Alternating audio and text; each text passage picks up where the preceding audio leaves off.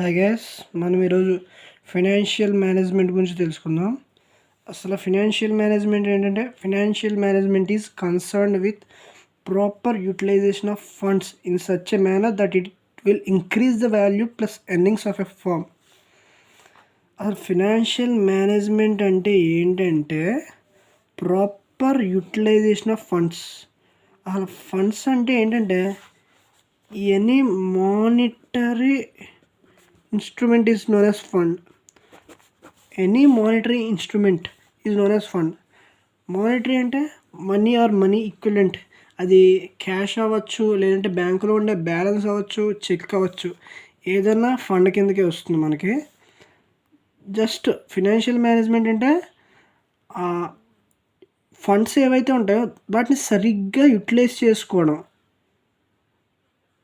అదే financial management అంటే. And that అది కూడా ఎలాగా, in such a manner that it will increase the value plus earnings of the firm. Funds ఏవైతే ఉన్నాయో వాటిని ఒక ప్రాపర్గా యూటిలైజ్ చేసుకోవాలి. అండ్ దట్టు ఏ మేనర్లో, ఖచ్చితంగా ఆ ఫండ్స్ ద్వారా, ఆ ప్రాపర్ యూటిలైజేషన్ ద్వారా మనకి ఫర్మ్ యొక్క వాల్యూ అనేది, అలాగే ఎర్నింగ్స్ అనేవి కూడా ఇంక్రీజ్ అవ్వాలి. వాల్యూ అంటే ఏంటి? జనరల్గా ఎర్నింగ్స్ అంటే just profits of the firm అనుకోవచ్చు. ఎర్నింగ్స్ అంటే ప్రాఫిట్స్. వాల్యూ అంటే చెప్పాలంటే వాడి వాల్యూ పెరిగిందంటాం, అంటే డిమాండ్ అనుకోవచ్చు. దాని వాల్యూ ఎంత అంటాం అంటే ప్రైజ్ అనుకోవచ్చు. అంటే ఇక్కడ వాల్యూకి రకరకాల పేర్లు ఉంటూ ఉంటాయి మనకి. ఆ కార్ వాల్యూయే వేరే ఉంటారు, అంటే దాని ఇమేజ్ వేరే ఉండొచ్చు, ఇమేజ్ కింద కూడా వస్తుంది. అలాగా వాల్యూకి రకరకాల మీనింగ్స్ ఉన్నాయి. ఇక్కడ మనం ఏం యూజ్ చేయాలంటే వాల్యూ ఆఫ్ ద ఫర్మ్ అన్నారు. ఫర్మ్ యొక్క వాల్యూ అంటే జనరల్గా చెప్తారు, రిలయన్స్ది ఏకంగా 10 లక్షల కోట్ల వాల్యూ, రిలయన్స్ ఫర్మ్ వాల్యూ అంటే ఓవరాల్గా దాని ప్రాపర్టీస్ మొత్తం అంతా కలిపి వాల్యూ రూపంలో చూపిస్తారు. అంటే ఓవరాల్ ప్రాపర్టీస్ అనేవి ఇక్కడ వాల్యూ కింద వాడాం మనం, ఆ వర్డింగ్ అనమాట. అంటే ఫైనాన్షియల్ మేనేజ్మెంట్ అంటే ఏంటి? ఫండ్స్ అనేవి ప్రాపర్గా యూటిలైజ్ చేయడం, తద్వారా ఏంటంటే ఫర్మ్ యొక్క వాల్యూ అండ్ ఎర్నింగ్స్ ఈ రెండు కూడా ఇంక్రీజ్ అవ్వాలి. అదే ఫైనాన్షియల్ మేనేజ్మెంట్ అంటే. అండ్ ఫండ్స్ ఎక్కడైతే ఉంటాయో అక్కడ ఆటోమేటిక్గా ఫైనాన్షియల్ మేనేజ్మెంట్ అని ఉంటుంది. అది ఇంట్లో అవ్వచ్చు, షాప్లో అవ్వచ్చు, ఎక్కడైనా అవ్వచ్చు, ఫామ్లో అవ్వచ్చు. ఇప్పుడు ఇంట్లో ఒక 30K ఉన్నాయనుకోండి, ఒక మంత్లీ ఎక్స్పెన్సెస్ అనుకుందాం ఒక ఫ్యామిలీకి. ఆ 30K అనేది ఎలా యూటిలైజ్ చేస్తారు అంటే అక్కడ ఫండ్ని సరిగ్గా యూటిలైజ్ చేస్తున్నాం మనం కదా, తద్వారా మనకి లాభం ఉండాలి. తద్వారా మనకి ఏంటంటే ఒక దేనికి ఎంత యూటిలైజ్ చేయాలి అనేది మనకు తెలుస్తుంది. అదే కదా ఫైనాన్షియల్ మేనేజ్మెంట్. అక్కడ మనం ఫండ్స్ని మేనేజ్ చేస్తాం, అదే ఫైనాన్షియల్ మేనేజ్మెంట్. దానివల్ల మనకి ఎంత లాభం, ఎంత నష్టం, అదంతా కూడా మనం ఫైనాన్షియల్ మేనేజ్మెంట్ ముందు ఒకసారి ఫైనాన్షియల్ మేనేజ్మెంట్లోకి, అంటే ఇంకా మనీ ఎక్స్పెండిచర్ పెట్టకుండానే ముందు ఉండే డెసిషన్ మేకింగ్ కూడా ఫైనాన్షియల్ మేనేజ్మెంట్ కిందకే వస్తుంది మనకి. And 2 paramount objectives of financial management. Paramount అంటే ఏం లేదు, మోస్ట్ ఇంపార్టెంట్ అని అర్థం. Most important objectives of financial management ఏంటంటే, ఒకటి ప్రాఫిట్ మ్యాక్సిమైజేషన్, రెండోది వెల్త్ మ్యాక్సిమైజేషన్. ఈ ప్రాఫిట్ మ్యాక్సిమైజేషన్ గురించి మనం చాలాసార్లు చెప్పుకున్నాం, ఒకసారి దాని గురించి మళ్ళీ చెప్పుకుందాం. ప్రాఫిట్ మ్యాక్సిమైజేషన్ అంటే ఏం లేదు, జస్ట్ ఒక ఫర్మ్ యొక్క ప్రాఫిట్స్ అనేవి బాగా ఇంక్రీజ్ చేయడం, మ్యాక్సిమం ప్రాఫిట్స్ రావాలి మనకి, అదే ప్రాఫిట్ మ్యాక్సిమైజేషన్. ఇదే మెయిన్ ఆబ్జెక్టివ్ దీనికి. ప్రాఫిట్ మ్యాక్సిమైజేషన్ ఏ ఫామ్ అయితే వాడుతుందో, ఒక ఫామ్ ఉందంటే అది ప్రాఫిట్ మ్యాక్సిమైజేషన్ వైపైనా వెళ్ళచ్చు, వెల్త్ మ్యాక్సిమైజేషన్ వైపైనా వెళ్ళచ్చు. నా దృష్టిలో అయితే వెల్త్ మ్యాక్సిమైజేషన్ వైపు వెళ్తే కరెక్ట్. అది ఎందుకో కూడా చూద్దాం. ప్రాఫిట్ మ్యాక్సిమైజేషన్ అంటే జస్ట్ ప్రాఫిట్స్ ఇంక్రీజ్ చేసుకోవడం, ఫామ్ యొక్క ప్రాఫిట్స్. అంటే మనకి మినిమం ఇన్పుట్స్ ఉంటాయి, తద్వారా మ్యాక్సిమం అవుట్పుట్. అంటే ఇన్పుట్ అంటే ఏంటి? జనరల్గా మనం పర్చేస్ చేసేది, మనం ఫామ్కి లోపలికి ఏవైతే తీసుకొస్తామో అది ఇన్పుట్. ఆ తర్వాత సమ్ ప్రాసెస్, అడ్వర్టైజింగ్ కావచ్చు, లేదంటే మ్యానుఫ్యాక్చరింగ్ కావచ్చు, ఏదన్నా సమ్ ప్రాసెస్ చేసి గూడ్స్ అనేవి అమ్ముతాం, అది అవుట్పుట్. అంటే మనం ఒక 10 రూపాయలకి కొంటే సమ్ ప్రాసెస్ అనేది చేసి దాని మ్యాక్సిమం అవుట్పుట్ ఎంతకు వీలైతే అంతకు అమ్మాలి.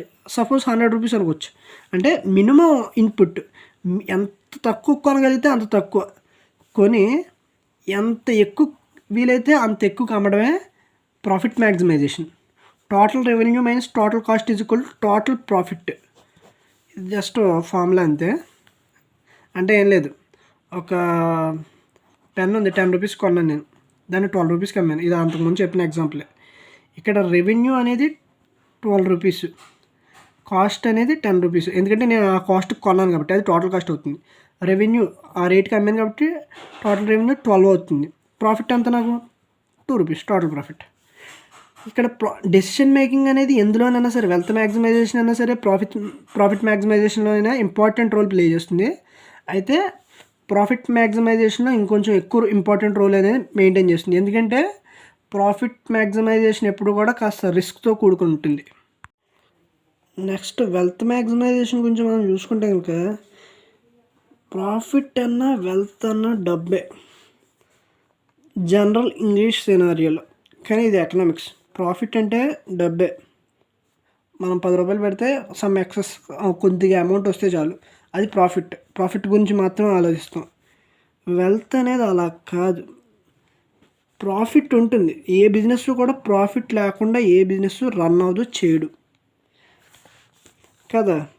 కానీ వెల్త్ మ్యాక్సిమైజేషన్కి ప్రాఫిట్ మ్యాక్సిమైజేషన్కి తేడా ఏంటంటే, ఒక ఫర్మ్ వెల్త్ మ్యాక్సిమైజేషన్ కాన్సెప్ట్ అనేది అడాప్ట్ చేసుకుంది అంటే కనుక దాని మెయిన్ ఏమో ప్రాఫిట్ ఉండకూడదు. ఏమై ఉండాలంటే కనుక value of stock in the market. అంటే దానికంటూ మార్కెట్లో ఒక స్టాక్ ఉండాలి. అంటే మనం ఎక్కడికి వెళ్ళినా సరే, మార్కెట్లో ఎక్కడికి వెళ్ళినా సరే, ఏ ప్లేస్కి వెళ్ళినా సరే ఆ ప్రోడక్ట్ గురించి తెలిసి ఉండాలి. ఆ ప్రోడక్ట్ యొక్క గూడ్స్ అయితే గూడ్స్, సర్వీసెస్ అయితే సర్వీసెస్ మనకి ఎప్పుడు కూడా కంటిన్యూస్గా దొరుకుతూ ఉండాలి. ఫర్ ఎగ్జాంపుల్ ఇప్పుడు జియో అనేది మనకి ఎక్కడికి వెళ్ళినా ఉంటుంది.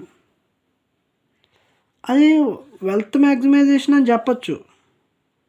అంటే వాళ్ళు డబ్బులు తీసుకోవట్లేదా అనొచ్చు.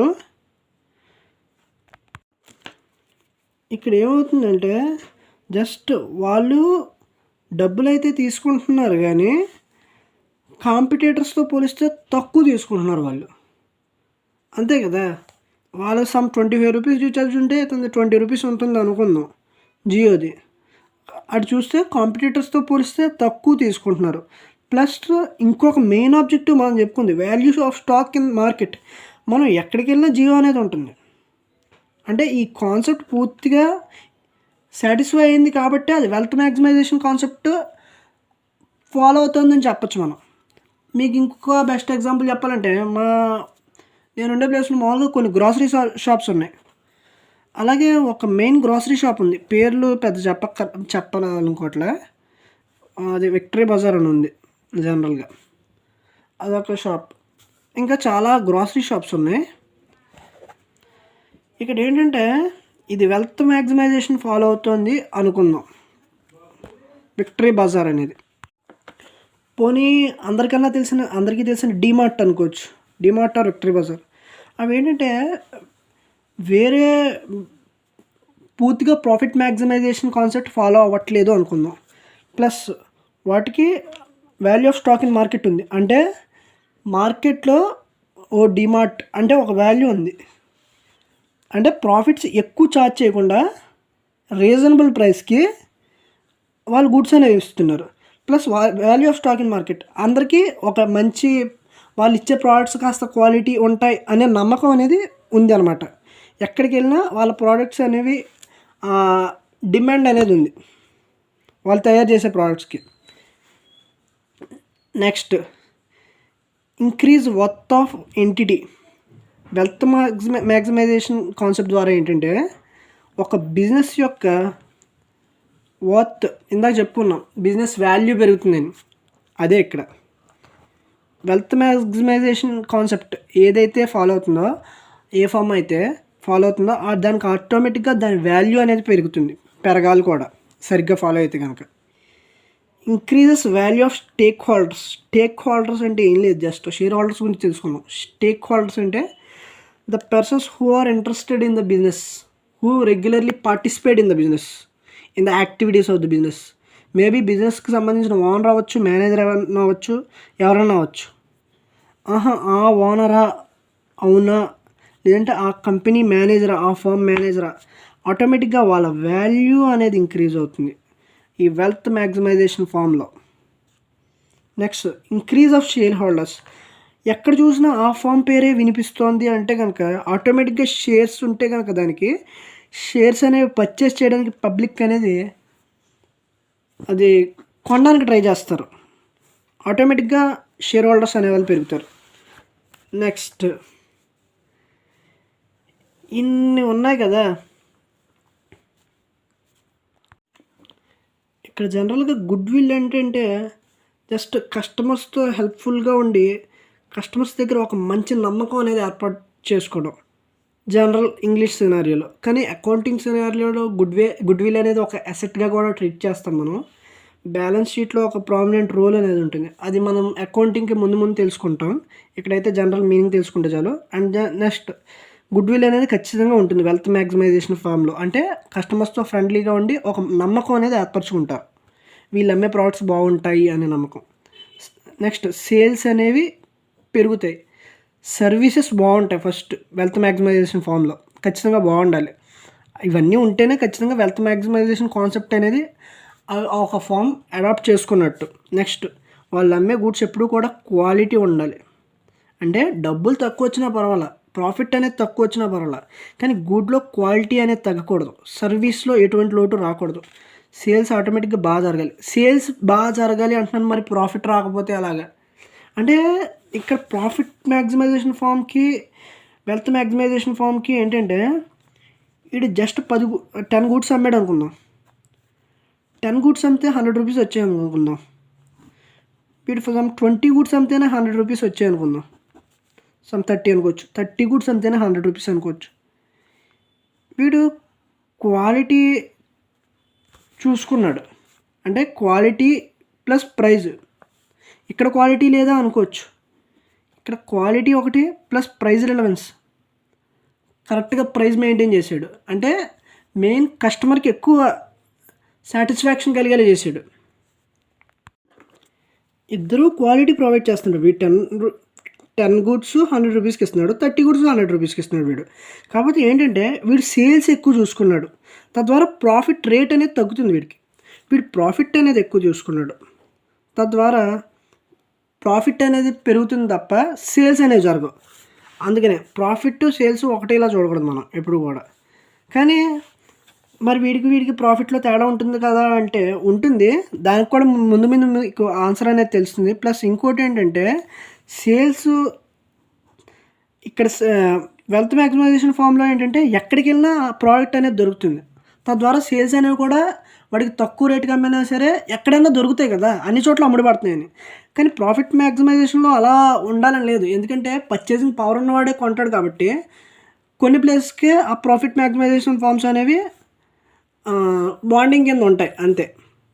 నెక్స్ట్, ఇవన్నీ ఉంటే సరిగ్గా ఉంటే ఆటోమేటిక్గా ఒక ఫామ్కి మార్కెట్లో ఒక షేర్ అనేది ఏర్పడుతుంది.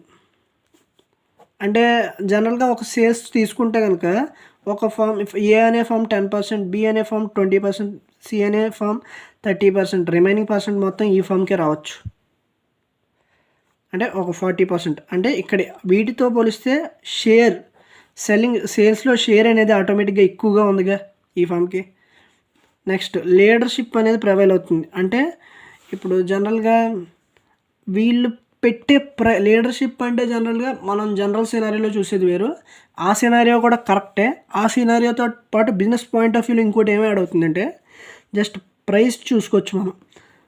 ప్రైస్ ఓరియంటెడ్గా లీడర్షిప్గా అనేది కానీ చూస్తే ఇప్పుడు మనం ఈ ఫామ్ ఏదైతే ఉందో అది 1 కేజీ 50 రూపీస్కి పెట్టింది అనుకుందాం ఏదన్నా ఒక ప్రోడక్ట్, ఆటోమేటిక్గా మిగతా వాటితో కంపేర్ చేసుకుంటే వాడు ఆ పలానా ఫామ్ వాడు చాలా ఫేమస్, వాడు 50 రూపాయలు పెట్టాడు అంటే మనం కూడా రెలవెంట్గా వాడికి దగ్గరలో పెడితేనే మనకి ఎంతో కొంత సేల్స్ అవుతాయి అన్న థాట్లో వాళ్ళు ఉంటారనమాట. నేను ఇందాక చెప్పాను మీకు విక్టరీ బజార్స్ అని, ఇక్కడ జరిగేది అదే లోకల్ మార్కెట్లో. జనరల్‌గా అతను ఒక ప్రోడక్ట్ 60 రూపీస్‌కి అమ్మితే గనుక బయట 70, 75కి అమ్ముతున్నాడు అనుకోండి. అక్కడ ఎవరు కొనరు. ఆటోమేటిక్‌గా సేల్స్ తగ్గాయంటే వీడు అమ్మే రేట్‌కి వాళ్ళు అమ్ముతారు. ఓకే. నెక్స్ట్ కన్జ్యూమర్ సాటిస్ఫై అవుతాడు ఓవరాల్‌గా. వాడికి ఇక్కడ క్వాలిటీ అనేది బాగుంది, సర్వీసెస్ అనేవి బాగున్నాయి. సేల్స్‌తో వాడికి సంబంధం లేదనుకోండి జనరల్‌గా. నెక్స్ట్ ఫ్రెండ్లీ నేచర్ అనేది ఉంది. సేల్స్‌తో కూడా సంబంధం ఉంది. ఎందుకంటే తక్కువ ప్రైస్‌కి కాస్త ఎక్కువ క్వాంటిటీ వచ్చిందనుకుందాం. కన్జ్యూమర్ అనేవాడు ఎందుకు సాటిస్ఫై అవ్వడు ఇంకా? సాటిస్ఫై అవుతాడు కదా! అక్కడ కన్జ్యూమర్ అనేవాడు ప్రాఫిట్ మ్యాక్సిమైజేషన్ ఫార్మ్‌తో పోలిస్తే వెల్త్ మ్యాక్సిమైజేషన్ ఫార్మ్‌లో ఎక్కువ సాటిస్ఫై అవుతాడు. నెక్స్ట్ వాల్యూని ఎలా డిటర్మైన్ చేస్తాం? Just rate of earnings per share. జనరల్‌గా ఇది కార్పొరేట్ లెవెల్‌లో వాల్యూ అనే దానికి మీనింగ్. వాల్యూ అంటే జనరల్‌గా ఒక ప్రైజ్ అనొచ్చు మనం ఇక్కడ ఉన్న పరిస్థితుల్లో ప్రజెంట్. మీకు అకౌంటింగ్‌లో ఈ value, rate of earnings per share, capitalization rate అనే దానికి బాగా బ్రీఫ్ దొరుకుతుంది. ఎకనామిక్స్‌లో మనకు మరి ఇక బేసిక్ లెవెల్‌లో అంత బ్రీఫ్ అవసరంలా. Rate of earnings per share అంటే జస్ట్ ఒక షేర్ అమ్మితే ఎంత వస్తుంది అనేది rate of earnings per share. దాని ద్వారా వాల్యూ అనేది డిటర్మైన్ చేయొచ్చు, ఓ ఫామ్ వాల్యూ అనేది. నెక్స్ట్ క్యాపిటలైజేషన్ రేట్ ద్వారా కూడా ఫామ్ వాల్యూ అనేది మనం డిటర్మైన్ చేయొచ్చు. క్యాపిటలైజేషన్ ఇది కాస్త అర్థం కాదు మీకు, కానీ ముందు అకౌంటింగ్లోకి వెళ్తే బాగా డెప్త్ తెలుస్తుంది. క్యాపిటలైజేషన్ రేట్ అంటే ఏం లేదు, జస్ట్ అదొక rate which determines rate of interest on some investment made.